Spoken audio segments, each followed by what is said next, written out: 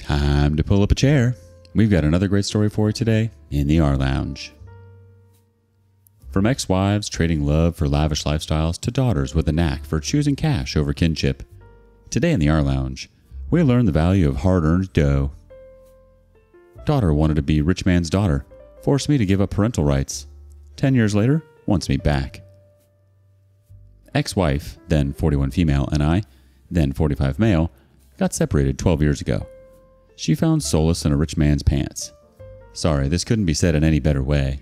She was a stay-at-home wife mom. She never was interested in working or earning money. She wanted to stay at home and take care of the house and our daughter after she was born. Though my finances were tight, I never forced her to work. I was working 2 jobs and was earning okay-ish to put a decent meal on the table. However, my earnings could not cover the luxurious lifestyle that she wanted. I won't get into the details about my relationship with my ex. This post is about Laura. Laura. Details about my ex-wife I might cover in some other post. When Laura was 10, my ex-wife confessed that she had been sleeping with some rich dude. She moved out on the same day and we filed for the divorce. We became the co-parents for Laura. Since I had 2 jobs and she had none, we agreed that I would be getting Laura for weekends. I shared a good bond with Laura. We managed some great adventure trips together. Though the divorce was hurting, spending time with her made me feel so much better. As time went on, I realized Laura was stalling the meeting. Earlier, every Friday, I would look forward to her email with details of what are the activities she wants us to be doing the following weekend. The content of the mail gradually changed to, "Sorry, I can't make it this weekend. We are going out skiing or other fancy sports trips with stepdad." Initially, I let this slide thinking that he was trying to keep Laura happy and I shouldn't be jealous of that. Eventually, I realized that Laura didn't want to meet me that often. Our weekly meetings got twice a month, and then it became monthly, once, and that too just one day of the weekend. I noticed she wasn't enjoying our time together like she used to do it before. When it became evident that she was intentionally trying to ignore me, I confronted her. I tried to make her understand that I was trying the best I could do to keep her happy. I was even overstretching myself. Even after that, she would continue to skip our weekend time, but now she started lying to me. Now she won't tell me the truth that she was going out with her stepdad, but she would make an excuse that she has school homework or projects that need to be completed on the weekends. Sometimes it sounded genuine, but most of the time, it was all made up. Whatever little time we spent together, she would always rant about how going out with her stepdad is so much better because he doesn't look at the price table every time before ordering something. Even when I take her on trips, she would always compare how it was so much fun going out with her stepdad. She started whining about every minor inconvenience that hardly mattered to her earlier, but she never stopped bragging about the new PlayStation her stepdad gifted or the new bike her mom bought. I thought maybe she was too young to understand that showering materialistic stuff is not love. The situation got worse when she ghosted me for over 3 months, even after multiple calls and texts. I called up my lawyer and told him the entire stuff. He told me I had the option to file against my wife for alienating Laura, but Laura was 12 then, and she might confess in the court that she didn't want to spend time with me anymore. He said it could get worse. Laura can say that she wanted more money to live the life of her standard, and that meant increasing the child support. Yes, I was paying child support despite her rich stepdad doing so much fun stuff for her. I backed off from the idea of suing my ex over custody. There was no point. My lawyer suggested we can have a formal out-of-court conversation with them. It would give me the clarity of what they wanted. I agreed to follow this route. My lawyer sent them a notice with detailed allegations. He mentioned we wanted to have out-of-the-court settlement. I had an eerie feeling that my ex-wife might not agree to talks because she had enough money and time to burn in a court case. To my surprise, she agreed to address and close this issue in front of the attorney. In that meeting, ex-wife's husband was also present along with ex-wife and Laura. They both said that they were out of this. They had no business to do if Laura is ghosting me. They confessed they had no role to play in this. They stepped aside and let Laura talk for herself. Laura then dropped the deadliest bombshell one could ever experience in life. She said she wanted me to give up my parental rights. That was 10 years ago, but the memory of that harrowing moment is still crystal clear to me. I was dead silent for I don't know how long. My lawyer nudged me for a reaction. I kept staring at everyone. What should I say? I looked at ex-wife and she curled her lips and smiled as if she knew what was coming. I held Laura's hand and said, "Baby, I hope you know what you're saying. Giving up on my parental rights would mean you cannot call me dad. You would no longer be my daughter." She shrugged off my hand, looked dead into my eyes and said, "Yeah, that's what I want." I was flabbergasted. I ran short of words to make her understand the implications of her decision. My lawyer tried to make her understand what would happen if I disown her, like property matter and stuff, but she didn't change her mind. She turned to her stepfather and asked, "Once he disowns me, you'll be able to adopt me as your daughter, right?" He nodded with wide eyes. "Surely, darling." Words cannot describe the bitterness I felt at that moment. My world shattered. To say the least, I lost my purpose in life. After getting cheated by my wife of 15 years, the only sunshine in my life was Laura. She was the only one I was looking up to after my hectic 2 jobs. I didn't date any women even after 2 years of my divorce. Neither I had the time nor I wanted to. I wanted to give my undivided love and attention to Laura. This is what I got in return. She wanted to get rid of me. My condition was so pathetic that I wasn't able to think straight. My lawyer borrowed some time to get back to them. I am sure my ex and her husband would have a satisfied sleep that night after seeing me in such a vulnerable state. My lawyer drove me home. After he left, I howled like a baby for hours in my empty house. All kinds of emotion were pouring out from my heart. I called my parents and told them about Laura's demand. They were absolutely petrified. They rushed to console me. My parents, particularly my mom, was very close to Laura. She took care of her for more than a year. My wife had to undergo surgery and she was put on bed rest for a year. During that period, my mom took care of both of them, Laura and ex-wife both. Mom gave it a shot, but Laura was adamant that I give away my parental rights. She desperately wanted to be his stepdad's daughter. He told her he could not adopt her until I gave up on the parental rights. I asked my lawyer what options I had. He said we could sue them for manipulating Laura. Since Laura was 12, it could be hard to prove she was being manipulated. Besides, they had money to fight a long court case, but I didn't. Plus, what's the point of fighting? The one I'm fighting for is already sold on their side. It's a lost battle. I was left with no choice other than to swallow the bitter pill and give up on my fatherly rights. For the next 1 week, I was curled up inside my bed. I left my second job. Who do I earn for now? I lost all purpose to wake up in the morning and go to work. I took so many leaves in my full-time job and faltered so much that I was eventually fired. I moved to a different town, slept at a subway station, and wandered like a maniac for days. Gradually, I came out of this, found a new job, hit a gym, and enrolled in therapy. It took me a good 2 years to come out of it. I didn't ride on the dating wagon, but I took many solo trekking trips as a healing therapy. On one of those trips, I met my current wife, Brianna. She had a daughter, Emma, who was 5 back then. After dating for a while, we have moved in together. When Brianna introduced me to Emma for the first time, I broke down. She reminded me of Laura. I desperately wanted Emma to call me Dad, but I backed off. I didn't want to hurt myself again. I maintained a very healthy yet distant relationship with Emma. It came to a full circle when on her 12th birthday, Emma asked me to adopt her. I was so overwhelmed. So now I have 2 daughters, Emma and a 3-year-old toddler, Amy, with my second wife. I think I have given enough context about my situation. Now fast forward to a week ago. I was returning from work and I saw a familiar face smiling at me. As I came closer, I realized it was none other than Laura. I got shivers as if I saw a ghost. She got taller, leaner, and way prettier, but it wasn't difficult for me to recognize her. She ran towards me and hugged me, saying, "Dad, I'm your daughter Laura. Finally, I found you." I looked at her with dead eyes and said, "I have 2 daughters, but it's not you." Before she said anything, I started walking away. She followed me, but I looked back and said, "Quit following me, else I'll report you." I didn't see her after that. The next day, she showed up at my house. As soon as I opened the door, she said, "I'm sorry. I am sorry. I know you're mad at me, but please hear me out. Mom's dead and Stepdad has brought his mistress home. He doesn't love me the way he used to when Mom was alive. He has cut me off financially and says I need to earn my own money now. When I pestered, he said he's gonna disown me." I heard her rant and then replied with a straight face, "So what?" She started pleading with me for another chance. I screamed at her to get out and slammed the door in her face. She then went to my mom and apologized to her. She was able to manipulate Mom with her tears, and now Mom wants me to reconcile with Laura for the sake of the family. The pain she has inflicted upon me is not letting me reconcile with her. Am I the a-hole? Well, talk about a blast from the past. And not the kind you want to reminisce about over a glass of whiskey. Your ex-wife's little journey into the arms of a rich sugar daddy. But hey, at least she found solace somewhere, right? Even if it was in the bank account instead of your loving arms. And as for Laura, well, she seems to have taken a page out of her mom's playbook, trading in family bonds for the allure of a wealthy lifestyle. It's like she went from, "Daddy, can we go to the park?" to, "Daddy, can we go to the Ritz-Carlton?" in the blink of an eye. But hey, Who needs quality time with their dear old dad when you can have fancy trips and shiny new toys, right? But let's not forget the pièce de résistance. Laura's sudden reappearance on your doorstep, like a bad penny you just can't shake off.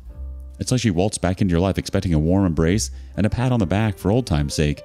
But sorry, Laura, the door to Daddy's heart closed the moment you traded it in for a checkbook and a stepdad with a wandering eye. Now, some might call you an a-hole for not wanting to reconcile with her, but let's be real. After everything she put you through, it's more like you're just protecting yourself from getting burned again. Update 1. Addressing the comments. Some of you asked about my ex-wife if she was a gold digger to judge whether she was the one who manipulated Laura or if it was something to do with me. So here's a brief context about my ex-wife. We dated for 2 years before getting married. While we were dating, she was waiting tables at a local bar. I was a regular there, and that's how we started seeing each other. She was living with her coworker. I had one full-time job and was living in a studio apartment. That's when I got another job, saved up more, and got a house to accommodate her. We got married, and she left her job. For the first 6 to 7 years of marriage, she was happy and content with my earnings, but then she started whining about how her friends got so much better earning husbands than her. She would even say to my face that she should have waited for some time to find a richer husband than settling with me. It was offensive, and we would get into a fighting match. Of course, I cannot stand there and take all the cat crap she would throw at me. Eventually, our relationship got cold and distant, and one fine day, she dropped the bombshell that she had been sleeping with a rich man and would be moving out to live with him. I didn't beg her to stay, but I cautioned her that these rich men take women like hers to be toys. They play and then get rid of them when they are done with it. She said this time she didn't rush into things. She had been seeing that guy for 2 years, and now she trusts him enough to move in with him. After that, I had nothing to say. I remained quiet and sucked it up. Some of you said that Laura was not an adult. She was 12 when she asked me to disown her, so maybe I should have fought for her. And since I had my own reasons to not fight for her, I shouldn't be so harsh on her now. I should accept her. In my defense, I would say you guys are right in saying she was a minor when all these happened. I'm not denying that she was not being emotionally manipulated. She was also financially manipulated. However, when she turned 18 or became an adult, she could have contacted me, but she didn't. She's now 22, and she has contacted me now only because her stepdad has cut her off financially. There was one question from someone asking, how did my ex-wife die? Well, I didn't ask Laura about this, but she had told my mom that ex died of a terminal illness. Laura had a liver problem. She even underwent surgery for that when Laura was an infant. Anyway, now the thing is Laura is now emotionally manipulating my mom to help her reconcile with me. Instead of discussing it over a call, I visited Mom. I got to know that Laura has fed her sob stories to Mom to win her back. She had said that she was homeless and had no job or any money, and that she had been living on the streets since her stepdad had thrown her out. Mom insisted I meet her once. I agreed for my mom's sake. Mom called up Laura, and she showed up within an hour. I grilled her so badly that all her truths came out. It came out that her mom and stepdad had pampered her so much that she never made it to high school. She was so busy vacationing and dining with them that she forgot that education and school existed in life. I don't know what that man was thinking that he spoiled her this much. Forget about that man. God knows what her mom was smoking that she spoiled her daughter's life this way.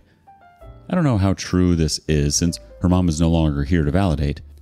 Laura claims that whatever she did told me was all her mom's plan to humiliate me. That parental right thing and the ghosting phase before that. I asked her why would her mom do that to me. She said that since I was not earning enough, I was not able to get premium branded clothes and accessories for her mom. That had caused many embarrassing situations for her in front of her friends. Laura told me that my ex laid this plan to embarrass and humiliate me in front of her husband. Listening to this was not at all easy. It brought back all the harrowing memories of the past that I had tried so hard to forget. I said whatever has happened, that was past. Her mom was gone. So what is it now that she wants from me? She said she wanted me to accept her as my daughter. I asked what would change after that. She promptly replied, "It means I would be your daughter, and you would have my back." I said, "Okay, I'll accept you as my daughter, but you don't get anything from me but love.